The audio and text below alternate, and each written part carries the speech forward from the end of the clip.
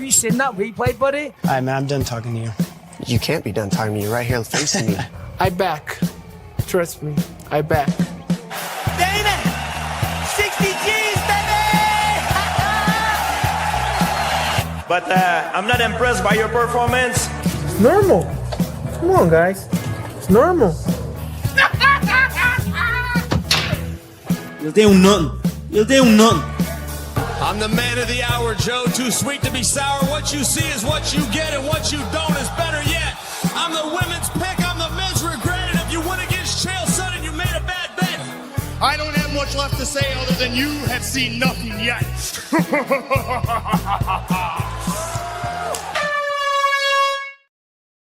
What's happening, Fight Week Show fans, Fight Week Show people? Then we are back with another Don't Stop Shakedown episode, and as you can see, it's me and my boy Crossover MMA in the house tonight. How you, man, doing, man? How you doing, Cross, man? Talk to me, brother. How you doing, my bro? I'm doing good. Had a little bit shorter of a day at work, so got a chance to get off in time and get on Dust Up Shakedown, and looking forward to seeing the family tomorrow, man. So doing well. What about you? Yeah, man. Look, it's been a great day for me, man. Had a working day, but at the same time, came back, got into the football game today. You know what I mean? We just played Bayern Munich in European football tonight. So it's fantastic score because we ain't beat them. Them motherfuckers always put a whooping on us every single time, man. They put a whooping on us every time, and tonight.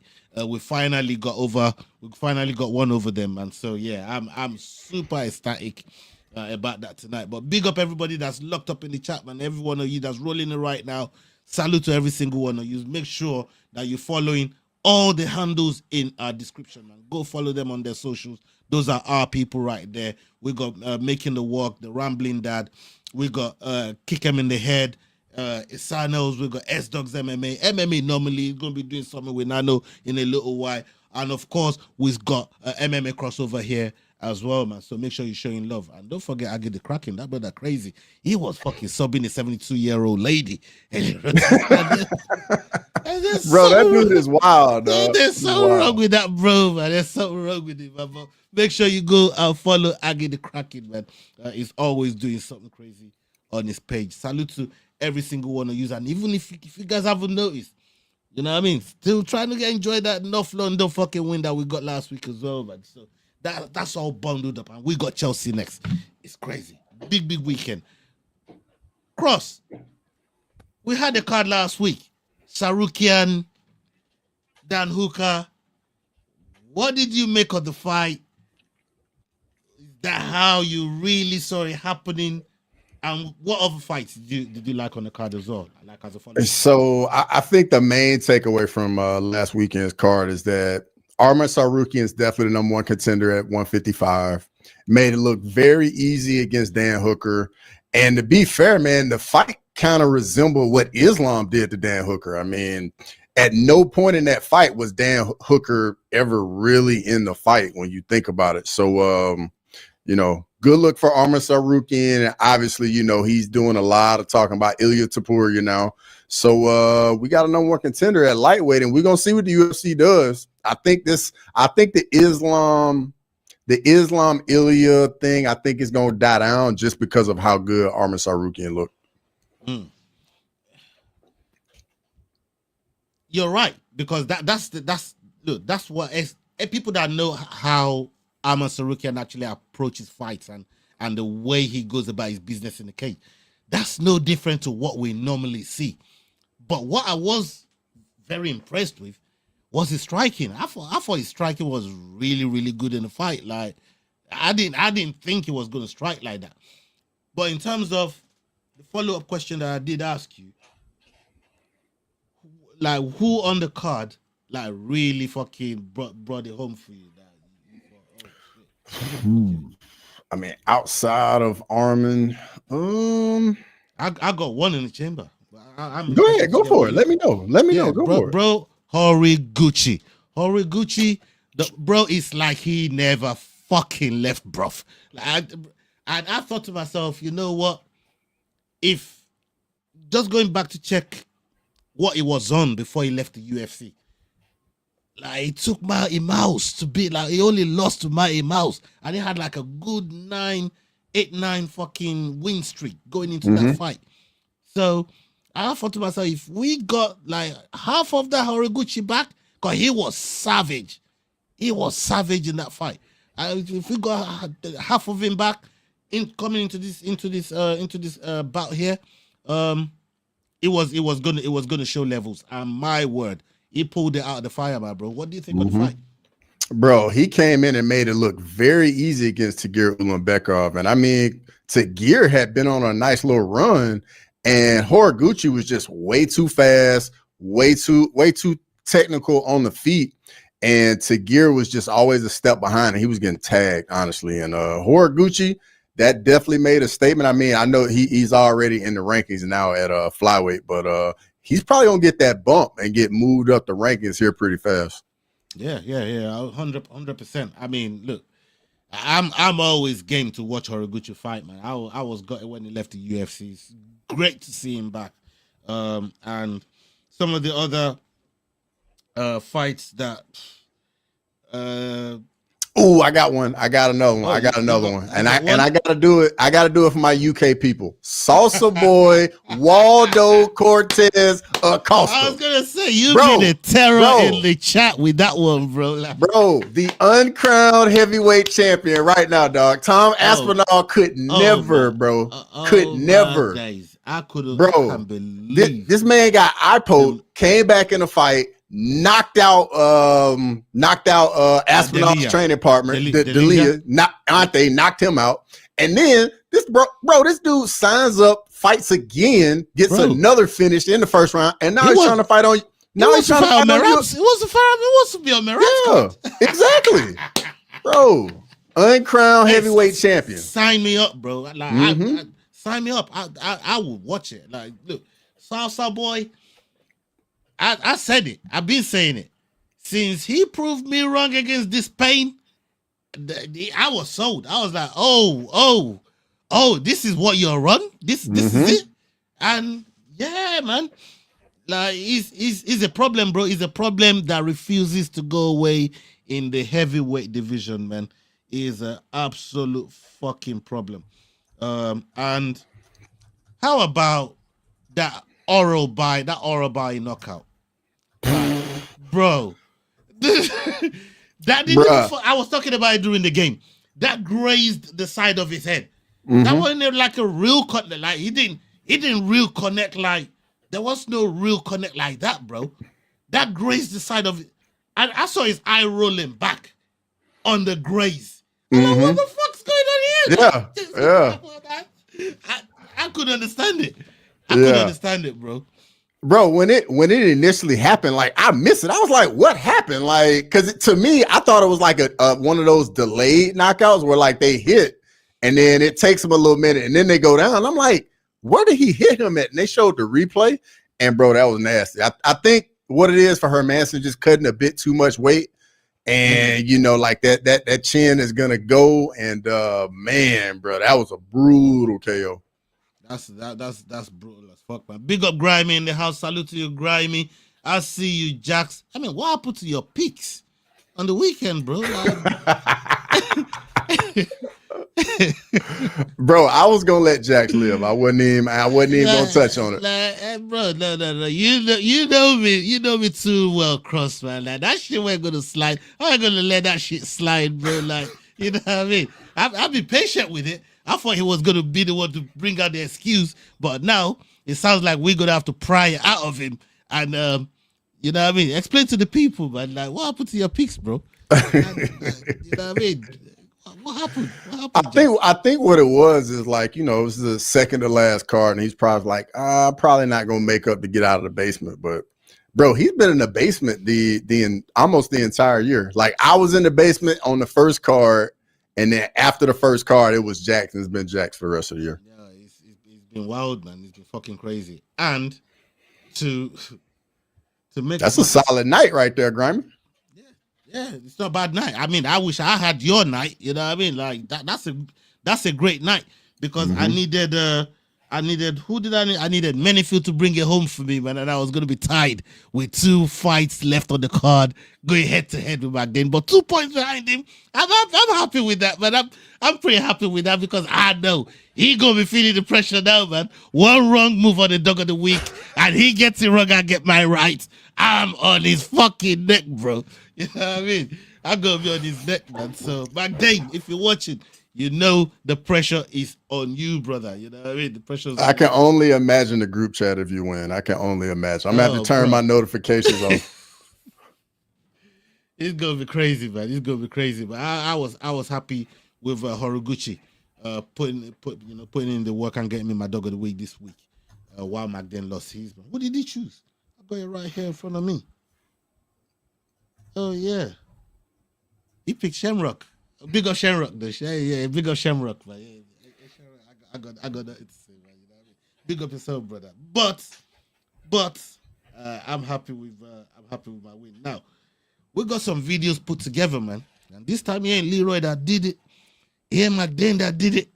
I did that shit, bro. No way. Yeah. No way, dog. Yeah, I did that shit. I set up this whole thing myself, my guy. You know, okay. I could believe this. Hey, bro. I'm trying to learn, man. I'm trying to learn. This old dog trying to learn some new tricks, man. You know, I ain't got to the TN part, but you know, where I need help, I'ma ask for help. You know? Where I need help, I'll ask for help. But yeah, we put it together, and I got some questions to ask you on some of these videos that we got here tonight, man. Let's go ahead and check. I checked the first. Stop! Hey, you spoke too soon, dog. No, we're here, man. Come on, let's go ahead and check the first one. Let's go. Khamzat Chimaev shoved Ian Gary backstage. At the post-fight press conference, Ian gave his side of the story. Good job tonight. Ready to go? No, I'm on armor. Oh, he's not going to fight me. He's good. He's a tough. Don't worry. What's wrong? Whoa.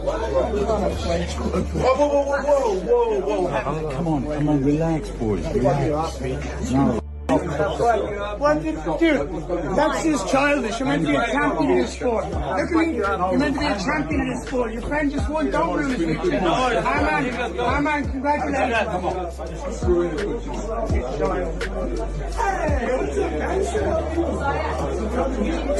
I went up to Sarukian.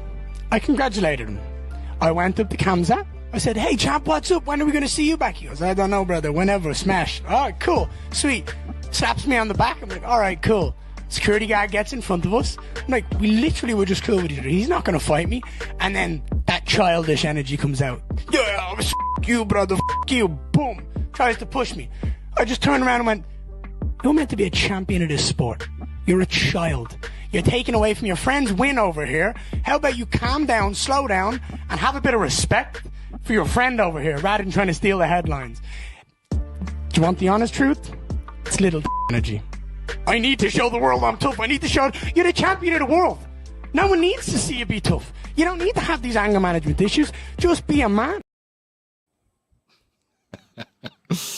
Bro, the back and forth was crazy, and who knows, maybe there's a possibility because of weight classes and how close the weight classes are to each other.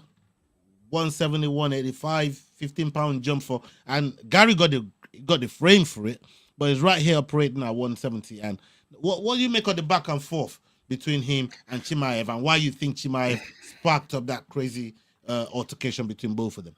So to me, it looked like everything was cool. Like they had a quick little conversation and then they separated. To me, at that point, everything was cool.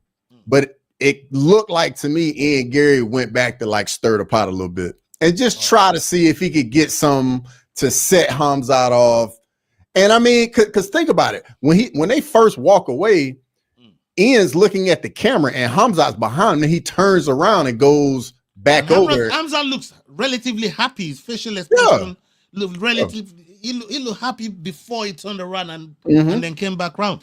So you could be onto something there, Cross, because with the way Khamzat we know he's got low tolerance for bullshit, but at the same time, Ian Gary, wherever the chance is to poke the bear, he probably take the chance there.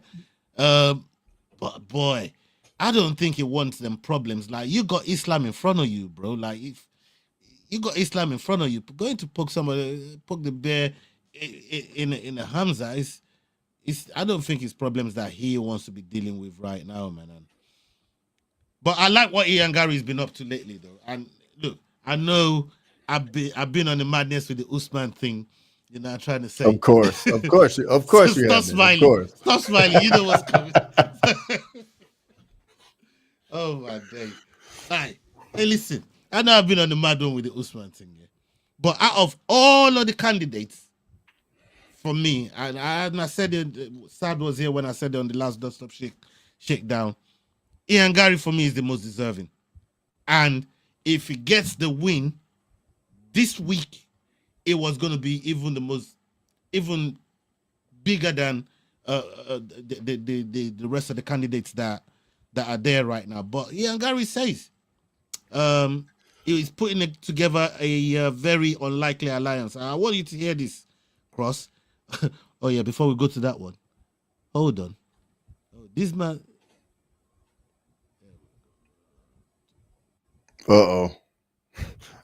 Hang with it. Bear with us, people. Bear with us, chat. Ola's in control of the ones and twos right now. Yeah. Here we go. This is the one I remember I started, and I'm like, where the fucking go? Yeah, I did start the message, but that man they say, let's see Ola's handiwork. Yes, my handiwork. He's gonna come with a few uh-ohs, but you go chill and bear it with us, man. You go chill and bear it with us. You know what I mean? But we're here. Salute.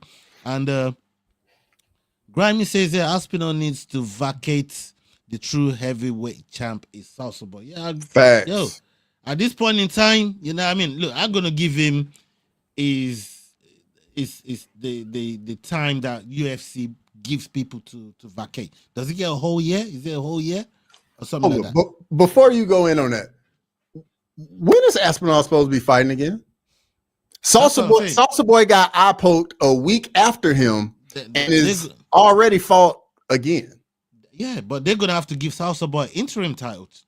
That's what they need to give him to guarantee him a spot that whenever Tom's fit, is Tom's number one contender. That's how I'd look at it, right? Why isn't Aspinall gone at 323? I mean, he just lost both his eyes. Bro, he's still blind. He's still blind is he right still now. wearing the eye patch? Is he still wearing the eye patch? Like, come on, dog. His dad said he can't see. His dad said he can't see, but you know what I mean. So, but I'm not gonna go by or whether look people close to him. You know, we know people close to him, but there's the strings with him. Like he can't see, bro. Like, his eye fucked up. He can't see right now. You know what I'm trying to say. And my thing is, give him the same amount of time that you give all them champions to vacate, and when his time's up, you know what I mean, make the belt available, and whoever the number one contenders are, they're gonna fight for it until Tom's ready to come back. But right now, I would say to reward Salsa Boy, especially on the pay-per-view points, because he's been putting in work. And I think he'd be deserving of some pay-per-view points, right? Give him an interim title. Interim title will get him that, and he can feel happy about the work that he's put in this year. And I think he's been fucking incredible, man. I think Salsa Boy has been phenomenal. So since we own Salsa Boy, who do you think he should? Because I mean, it came out saying he wants to fight at 323. Who would fight him? That's a question and a half. I put him there with Volkov, dog. But would Volkov do it on a week's notice, though? I don't think Volkov would do it on a week's notice. I don't know. I mean, he didn't. It depends how Volkov's feeling. I think if the money is good, them two are deserving of interim titles. Absolutely. Based on who Volkov beat and got robbed, and Dana came out and said it himself. So I think if you're gonna run something in the heavyweight division right now for Tom to wait on, at least when he recovers and he can come back and fight, maybe even run it back with Gan, and then the winner of that fights whoever the interim title champion is. Whoever wins that, because bro, this level of activity for Salsa Boy is just crazy, bro. Like you got to throw him a bone, Hey, bro, pay-per-view points is a good incentive for these guys if they're gonna get the interim belt. Get pay-per-view points to go with the purse, and and if they go into the next event, win, lose or draw, they go get pay-per-view points on that too. So that's 2 pay-per-view points already, just for answering the call. And also in January we get the new deal. So how does that factor into these contracts as well? You know what? That's one part that I didn't think about, but that's what Hunter and those guys are there for. They're gonna have to work it out. We're out here trying to match make, and the way the heavyweight division is not that deep. It's not a deep division, so it's slim pickings as to who you can put forward to be like a potential number one contenders. So, but I'll say Salsa Boy Volkov, put both of them in there, put interim belt on the line, offer both of them pay-per-view points. I don't think they're gonna say no. I think both those guys gonna take it, and we'll see who comes up on top. Yeah, man. All right. Let's go to this next video right here that we got about Ian Gary, and I'll get your take on it. Let's go. After Ian Gary defeated Bilal Muhammad by unanimous decision last night, he called for a title shot against Islam Makhachev. He says he's going to train with Ilia Topuria to prepare for the fight. I have already spoke to Ilia. I have already spoke to the guys at WOW. I would absolutely love to go back to Madrid, and I would love to look. Hey, when we speak about Georgia, Ilia, he can help me out a lot. You know what I mean? With my friends in Russia, or my friends in Georgia over here, we're going to stop the Russians from having their success. We're going to stop the Dagestanis from having that success, and we're going to shut him down, and we're going to take his head clean off his shoulders. Bro, he's looking to train with Ilia because obviously, from how I see it, there's one guy that's been studying Islam's roadmap, maybe a little bit longer than me. So how smart is Ian Gary there to hook up with another hype crazy man like Ilia to try and dethrone Islam Makhachev? I mean, when you think about it, it makes perfect sense. The only area that's been able to solve the Dagestani puzzle is Georgia, but it's not Ilia, it's been Marab. I think he should get all of Georgia together, train with both of them, and just and figure out what it's going to take. Because at the end of the day, like, those dudes are literally on the other side of the mountain, and apparently the only dudes that really can deal with it are from that part of the world. So I think it would be a good move, but at the same time, I mean, it's still not going to be some easy fight for Ian Gary at all. I was just going to say, like, how does that help Gary though? Because Gary ain't Georgian. You know what I mean? How does that help Gary in this situation? It could help him mentally. It could get him in a place like, you know what? Like, I didn't got that rub. Okay. Like, I needed to go here, and maybe he can get into a place mentally like, all right, like, I did what I needed to do to get prepared to conquer the dragon. You know what I mean? Yeah, man. Chris Cushman, big up yourself, my bro. Salute to you, brother. Big up for pulling up. We got Grimy here, says, yeah, juice correct. All right. There's nothing medically wrong with Tom's eye. Well, he's like, people close to him say he can't see. You know what I mean? I can confirm nor deny any of those allegations there, Grimy. I don't know how you get that, Grimy, but you know what I mean? Bro, coming out with the conspiracy theories, man. Salsa Boy got new contracts too. Oh, look who hey. What you say, my boy? Yo, what's going on? Let's go, Olin. What you How we doing, guys? How we doing? Yeah, doing good, brother. Glad to have you in here.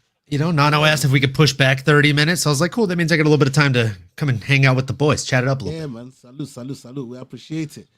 But we were just talking about Ian Gary collabing with Ilia to prepare for Islam. And how much of that, because we know Ilia has studied Islam for the longest, at least from the contenders that we know. He's been on obsessed with case. He's obsessed with him, exactly.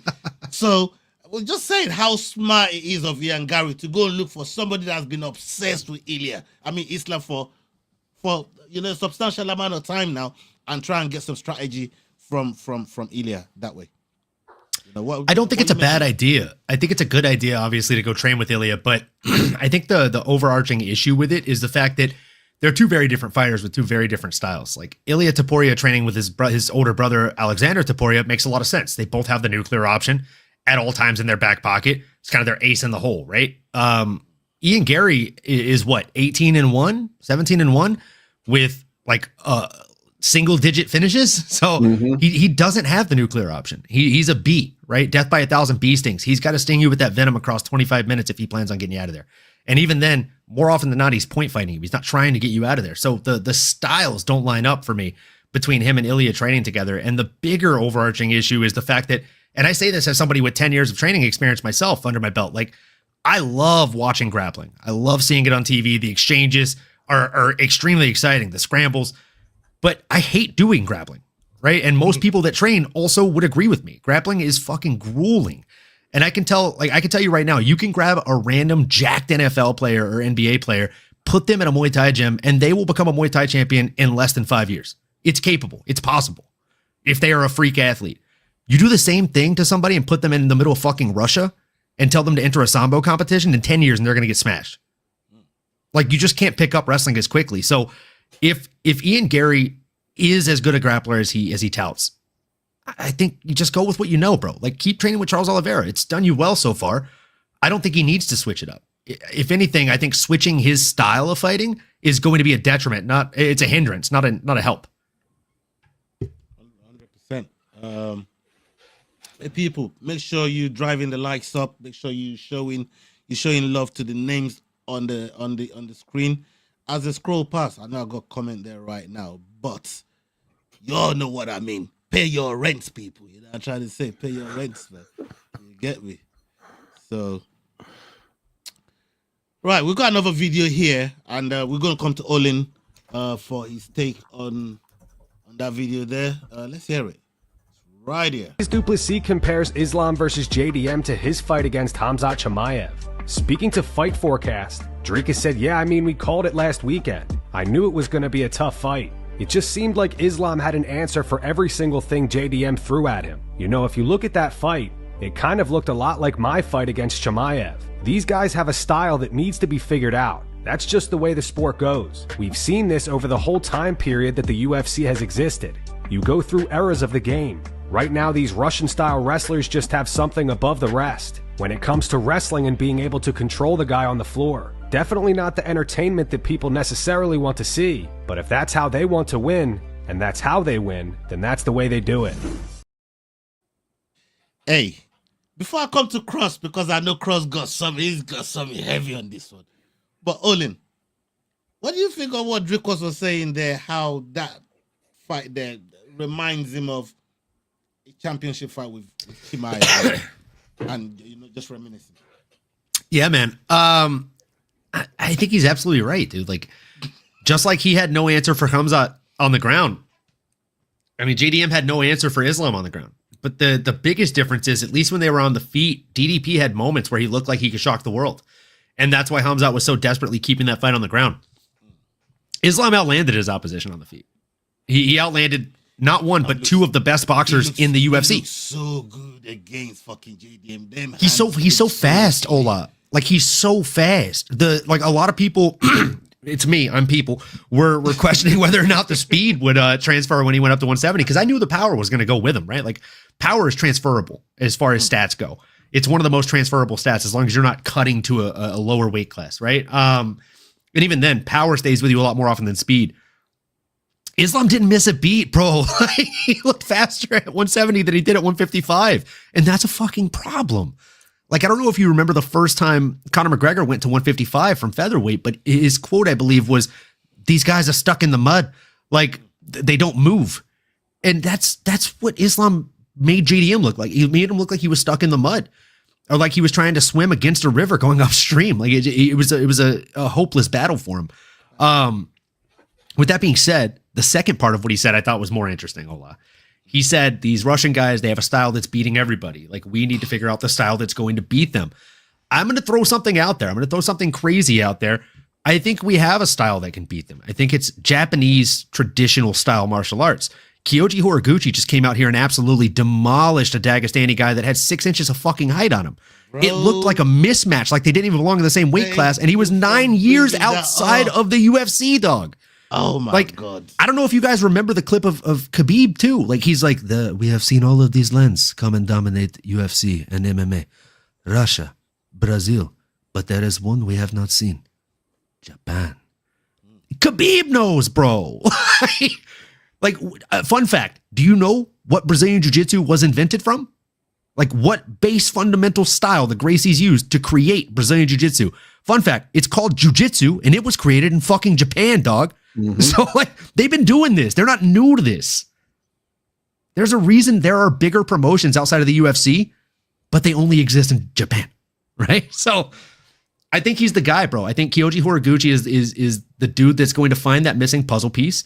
And if he did it to Sagid, I think he's probably going to be able to replicate that against most people. And he's not a small guy for the weight class. If he decided that he wanted to go up to 135, I wholeheartedly think that Kyoji probably could do that.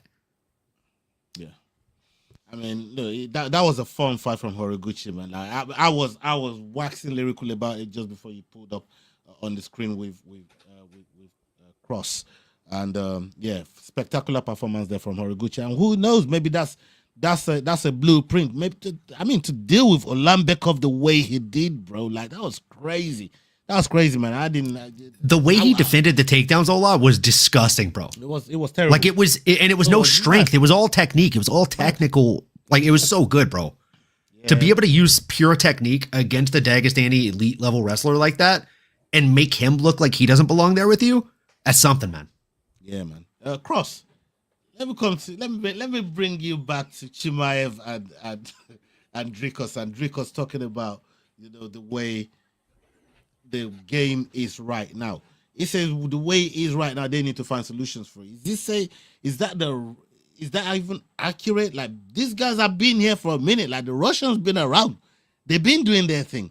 And it's not a right now thing. It's all right.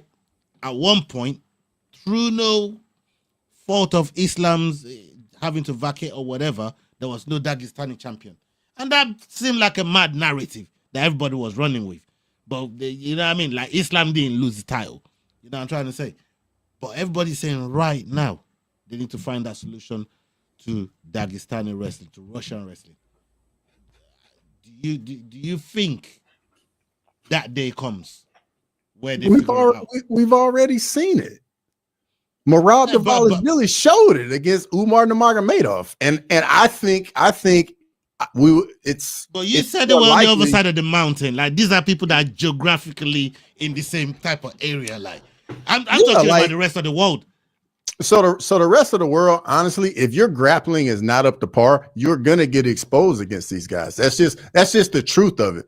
And first off, I know when DDP was watching that fight, Buddy was having nightmares, dog. He was having hot flashes. He was going back to bro. He was going back to UFC 319 when he was getting held down for 24 minutes, dog. He was panicking over there, straight up. Secondly, I mean, we all see it, man. These Dagestani dudes, man, they win more times than not. You cannot like it, you can be upset with it, but at the end of the day, bro, they win fights. It is what it is, man. You got to study these guys, and you got to have answers for what they want to do. And if you don't, you're just gonna be in a washing machine. It's gonna be in a cycle. Yeah, man, bro, it's crazy, man. And that's why I said, like, them man there are in the same part of the world. Jax is right.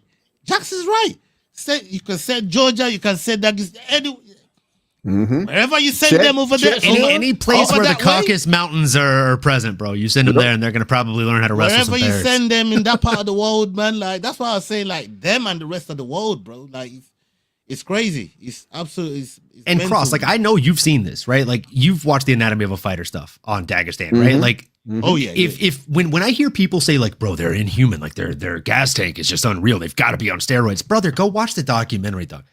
They got nothing. They got no movie theater. They got nothing fun to do. They got a village and they got a river. And what do they do for fun? They go and they take turns swimming upstream against the river current for as long as they can. They set timers, and Khabib holds the fucking record still. Like, there's a reason these guys have endless batteries, endless gas tanks. It's the cardio that they do. It's the way in which they train. It's a level higher in the intensity, bro. Yeah, man. Big up Chris Cushman here with that chat. I ain't gonna Kazushi Sakuraba, the fucking Gracie killer, bro. Oh, he said the Gracie killer. That's funny. Dude, that was the guy, dude. There was a fighter. I can't remember who it was against. I think it was Pride. And I remember he just ate like 20 or 30 fucking unanswered strikes and then just submitted the guy. Nasty work. Eating shots the whole time, just slowly working his way into position. Like, yeah, punch me. Go ahead. Keep doing it. And then the dude just was done. That guy was different, bro. He was different. All right. We know the crazy shit that's been going on with Paddy and Ilya and fucking Arman now with the win that he just got. Just put him himself back in the frame. But I want to show you guys this video. I'm going to come to Cross after the video's played and get your take on it. Then we'll go over to Olin. Let's hear it.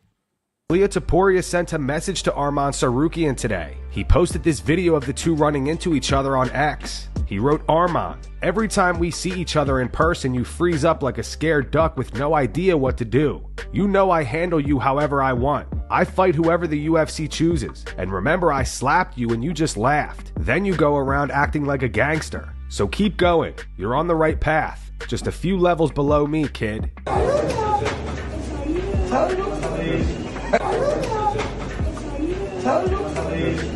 Arman fired back saying, "Bro, you touched my neck like we were taking a family photo, and now you're calling it a slap online? The clip is clear. Your insecurity's even clearer. I don't need to act tough for Twitter. My work is inside the cage. If you want to know what a real slap feels like, I'll be happy to educate you. See you soon." Yeah, he said if you're gonna give me Arman, I'm gonna leave this title. So he should leave that title and give me anybody. I'm not gonna looking for easy fights. I can fight with anybody, and UFC knows I'm like open to anybody. And I don't know, he's trying to not call my name. He knows that the number one and the real fighter, it's me. You didn't take a lot of damage tonight. Is there a chance if they said to you, hey, you can fight for the belt, but it has to be in January, could you turn around that fast? Of course. I can rest 1 week, fly to US and stay there 2 months. It's enough time to get ready. And I didn't get any injured, thank God. And they have to say that. And hopefully on Tuesday they announced that fight, and me fighting main event with Topuria when it's gonna be in Vegas or in Los Angeles. So I'm ready. I got. Yeah, there's one part of the video there about Ilya. I'm going to come to you, Cross. Number one, how do you try and clout chase a touch, a nice gentle touch on the face as a slap? Like, does Ilya do too much in your opinion? Like, look, everybody goes and has their fight, and Ilya's there, chop. Like, does he do too much in your opinion? Especially this level of clout chasing, of fucking turning a nice little friendly touch in passing into a fucking slap, bro. And he feels it. I don't know how much he feels he sold it, but did he sell it to you? Let me hear it. Yo, first off, this is high level sports, man. Whatever it takes for you to get a mental edge over somebody, you are going to use it. It does not matter, because you got to think about it. These dudes are at the top of the top. The difference of separation is so small that if you can, like think about all the Michael Jordan stuff we've seen. He's like, oh, I took that personally. That literally is the difference between these dudes at the top of the top. Like, they got to find any and everything they can to make us feel as though like they are that guy and they're better than the opponent that they're going to deal with. And then on top of it, I love it because it's just putting more gasoline on that between those two. And for sure, Arman Tsarukyan is definitely the most dangerous guy for Ilia Topuria at 155. Hey, Hold that thought. Olin, I got this video here for you, and then we're gonna go back to what Cross just said right here. I got something that goes right with that. I'm gonna hear Olin's take on it. Let's hear it. Sean O'Malley explains why he thinks the UFC may avoid booking Arman Tsarukyan versus Ilia Topuria next. Arman is no joke. Arman versus Ilia is an interesting matchup. I do not think the UFC will make Arman versus Ilia because I think they love Ilia as a champion. He's a great champion, and I don't think they really want Arman to become champion. He has a legitimate chance at beating Ilia. I can't believe I said it. I think Ilia might knock him out, but if anyone has a chance of beating Arman at Ilia at 155, it's Arman, the Turkey Mound. I see all that in the backstage there, Crossbar 8. That's how I was saying. Olin, do you think the UFC is thinking that way, the way Sean's talking about it there, like not book him, not actually book that fight because they think there's a legitimate chance he beats Ilia? Do you think there's a chance of that? I think both. I think there's a chance that he beats Ilia. I definitely do. I think he's the best chance at beating Ilia in lightweight, and he's the fight to make. Let's just call a spade, as I like to. I think the only other fight that really makes sense is Paddy Pimblett, and that fight made sense like 6 months ago. Yeah, so like if we haven't already scheduled that for the first Paramount card in January, what the fuck are we doing? We're not doing that fight. That fight does not make sense. It's no longer relevant, and Paddy now should fight Justin Gaethje for a number one contender fight. Yep. Arman Tsarukyan, if I'm sitting at the table with the brass, that's the guy. I don't like him. He cost us $8 to $12 million just this year. But I mean, this is a sport of what have you done for me lately? Now, what have you done for me? Did you cost us a lot of money? Yes. Did you go out there and absolutely demolish a killer in Dan Hooker and make him look like he was a regional level fighter? Yes, absolutely, bro. Like, you dog walked him. It wasn't like, I don't even want to say that was a fun fight because if you're a Dan Hooker fan, it just wasn't. It wasn't a fun fight at all. It was sad. It was sad. Cue up the fucking sad violins for it, man. Because like, I don't know, dude. I genuinely think that Arman is a level ahead of Ilia even. And for Ilia, whoa, now, whoa. Hear me out, big dog. Hear me out, big dog. All right. Whoa, keep the biceps and the fucking hoodie, okay? I like where you're going with this, Olin. I like where you're going with this. Let me hear it, Olin. I like where you're going with this. Poor crossover hit me. Come on, don't be crazy. Real fucking quick. No, dude, like I just think like, okay, he is levels above Ilia in the grappling. And I also think he's levels above Ilia in the fact that he doesn't get knocked out, right? He just as well be a fucking scouser or a sorcerer if you're asking Cody Garbrandt. He just doesn't get knocked out when he goes out there. And for Ilia, this is the biggest test in Ilia's career, crossover, and I'll give you a stern reason for that because I know you're already fucking rolling your eyes over those glasses. He is, bro. You can fool these other guys, but I know you, big guy. I know you. Look, if Ilia doesn't go out here and finish him in 25 minutes, he doesn't have a claim to fight Islam Makhachev. If he goes out here and demolishes, if he runs through or even if he gets dominated for 15 out of the 20 minutes the fight lasts and gets a knockout win over Arman Tsarukyan, then he can call out Islam. Then there's a claim for him to fight Islam because he can say, I finally finished somebody that you fought that you couldn't finish. I finally beat someone that you beat in their prime better than you. Because right now, I'm sorry, Cross, I'm not convinced, bro. Like he beat Charles after my boy already did it.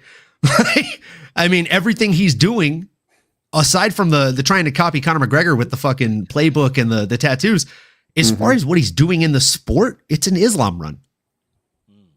But it's from Shein or Wish.com. Like it's just not quite there. He's beating the same sloppy seconds that Islam's already tore up. If he goes out there, like if Dustin came back and fought Ilia and he beat him, I'm saying if Ilia beat Dustin, if Dustin came back, what would he be able to say? I'm the biggest Dustin fan, that's why I'm using him as leverage here. So if Dustin Poirier comes back and gets knocked out by Ilia Topuria, what can he say?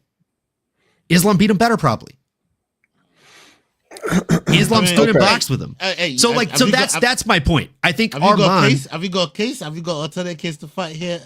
Cross, bro, tell me I'm wrong. I got a little pushback, and I'm gonna use Olin's own words. What have you done for me lately? Fuck off, Ilya Topuria in his last 3 fights have knocked out Charles Oliveira, Max Holloway, and Alexander Volkanovski. Bro, like, come on now. It's there's not a better 3-fight run in UFC history, dog. Like, what are we doing? Hey, and I got fucking matchmake here as well. How about all this Paddy and Justin Gaethje bollocks? How about fucking Paddy and fucking Dubronx? Them two with the fucking submission. Yeah. Like, I like that fight. Paddy and Dubronx. I like that fight, but I'm gonna push back in one way. It's a former champion as well. You know what I mean? It's a great fight. From a fan standpoint, sign me up. I'll watch that fight all day. Inject it into my veins directly, bro. But from a meritocracy standpoint and from a marketing standpoint, that fight doesn't make sense because what happens if Charles wins? You've got to slate him up as next guy for the title, and he's already lost decisively to Ilya. So if you put him against Holloway? Justin and Patty haven't fought him. No. Max has to fight Dan Hooker for the BMF belt, kid.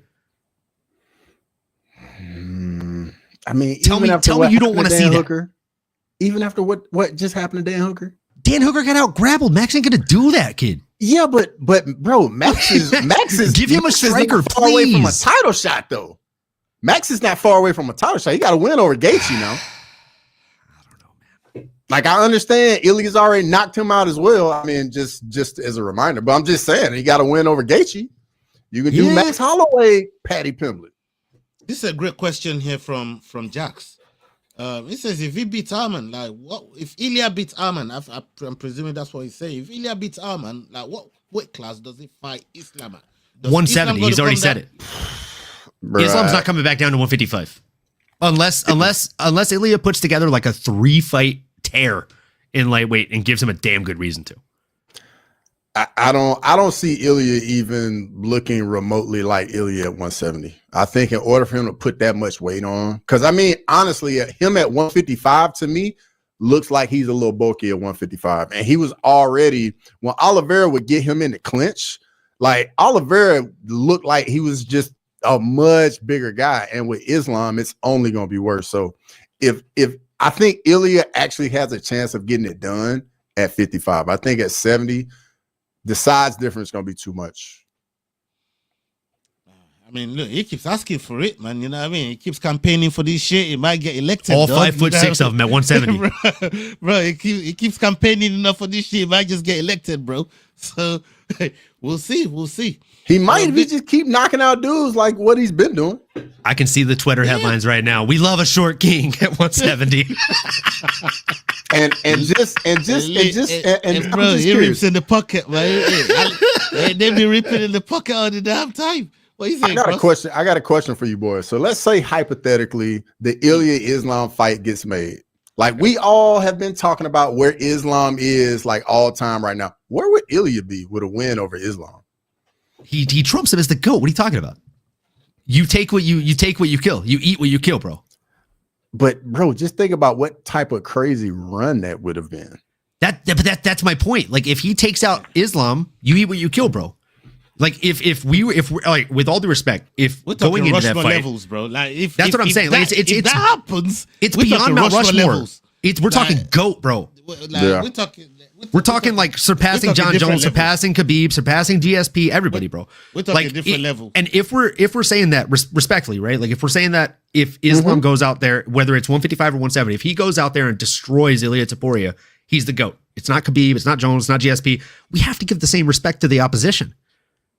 Especially if he's going up to 170. His kill list is impressive, though, but you gotta give it to Ilya. Yeah, bro. The quality wins on that resume is crazy. That's exactly my point. Like, I'm an Ilya fan. I don't love him on the mic. I love him in the octagon, though. It's he's very much like Conor McGregor in that fact.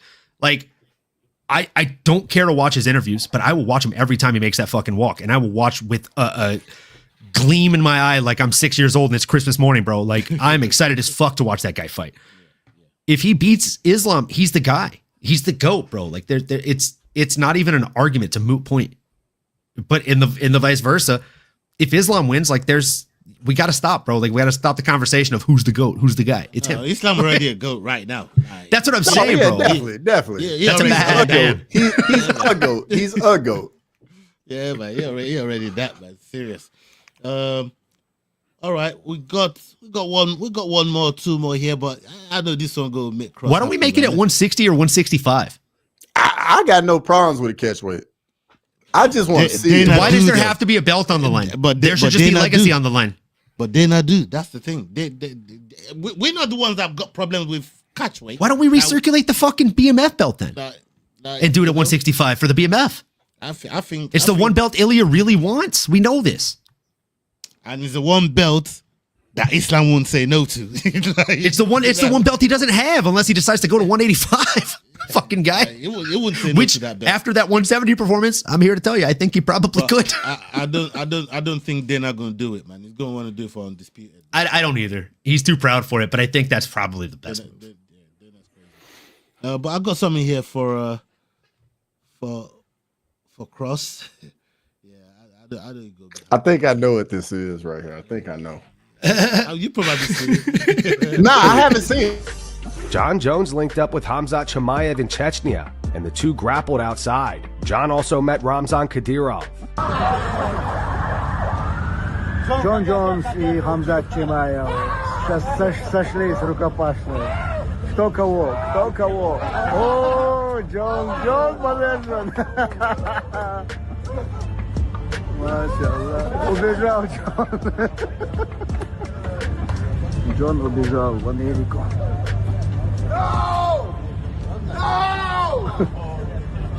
Дела мой серло. Нет. Hey.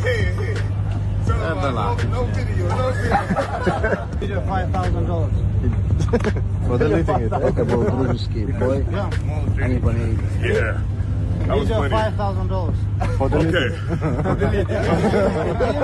I trust him.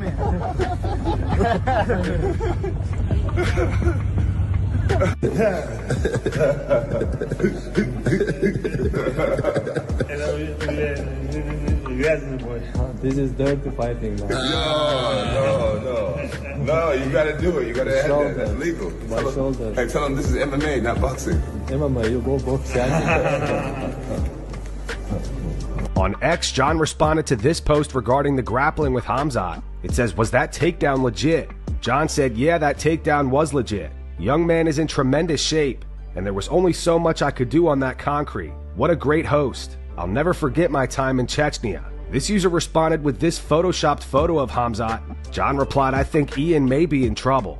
John also responded to people commenting on him hanging out with Ramzan Kadyrov. This user said, real-life warlord chopping it up with a couple of warriors. John replied, I don't know anything, I don't see anything. All I know is the man's a great host. He continued, it was awesome. I was invited by the president Kadyrov. I spent a day celebrating his son's 18th birthday. Got to shoot exotic weapons. My favorite was the RPG. Was never served so much food. Ate like a king. John also claims that he was approached to grapple Daniel Cormier. He said, I was approached the other day about grappling BC for charity. I said absolutely. Let's see what comes of it. 3-0. Hey, I know Olin hated the ending of that.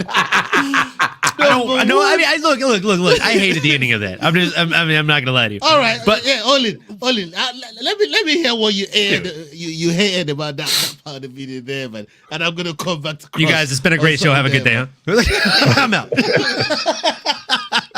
No, John's a funny cat, dude. He's an interesting dude.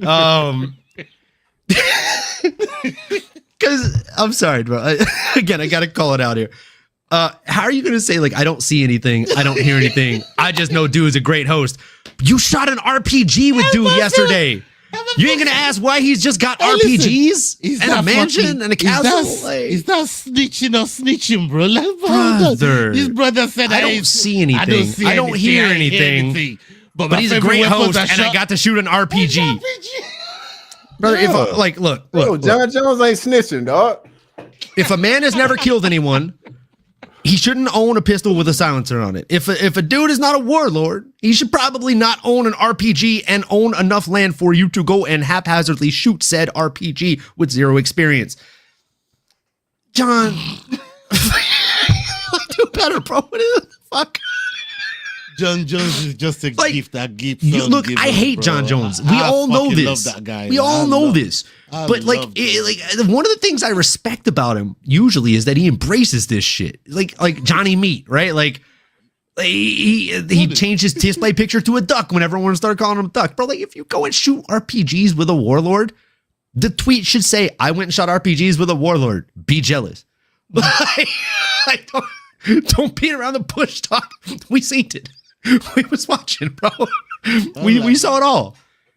Like, boy, I just got invited to a fucking birthday party, man. You know what I mean? I just got invited to his 19-year-old's birthday party. Brother, yeah, Kamzat got invited to his 18th birthday party and he got fucking beat up for free. Like, come on, dude. Like, you notice they didn't try that shit with John Jones, though. There's no pictures of that 19-year-old punching John Jones in the mouth. True. You feel me? True. Because they gave John Jones an RPG and he's like, you see this? I learned how to shoot it. You get those With pictures the me fucking online, warlord as you go well. eat it.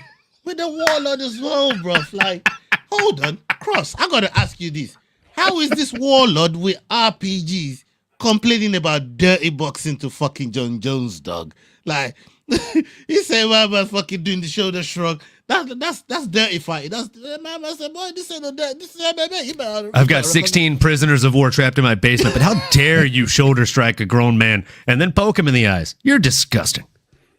Hey, You disgust me, John. John Jones played it cool though. Who's like, oh no, it's MMA. Because if he had to like went about it another way, we might not have seen John Jones again. Bro. Yeah, then it would have been. I have 17 prisoners of war in my basement. Exactly. We added one to the list today, folks. Hey, Cross, what did you like about that video? I'm just gonna ask you straight. Cross liked What do you everything enjoy about that video. Are you fucking what do kidding enjoy me? about that? What do you You're enjoy smiling about like it's goddamn Christmas morning right now. So first off, the clip of John and Hamzat, bro, I loved it, man. It's the definition of real, recognizes real. Hamzat has talked about John Jones in the past, and you know, John Jones, vetting the game, current GOAT, like he recognized what Hamzat is doing right now. And he sees what the young man is trying to lay out in front of him. And you know, they just got a chance to chop it up and recognize each other's skills and ability. It's kind of just one of those things when you at the top of your game and you meet somebody else at the top of that same game. It's just that He wouldn't even fucking face off with Tom Aspinall, bro. Like, he's out here grappling with Hamza. That's why he learned how to shoot an RPG, big dog. I mean, bro. Face off incoming, Ola. Bro, Hamza actually won the undisputed title, bro. It wasn't just handed to him, you know what I mean? So you know, just real, recognize real. Yeah, it wasn't handed to him like an RPG was handed to John Jones this weekend. I hear it. And on top of that, like, hey, I gotta address this real quick because I saw this comment. Kamzat had his hands together. That's hard to get out of, even for a GOAT. Brother, DC had his hands clasped 3 times across those 2 fights that I counted. He still couldn't get John down. I say that as a DC fanboy, big dog. Cross, don't say anything. Don't. I was about to. I ain't Trust me, I know. I was about to. I could tell. Dude, I was like, don't. I admitted it myself. Don't do that to me. But dude, like, he's also what? John's heavyweight now, so he's 2 weight classes lower than him. 3. He's down to 170 now, right? Like, no, middleweight. Or no, he's 185 comes out. So he's 2 weight classes below him. And we're talking about John's out of camp.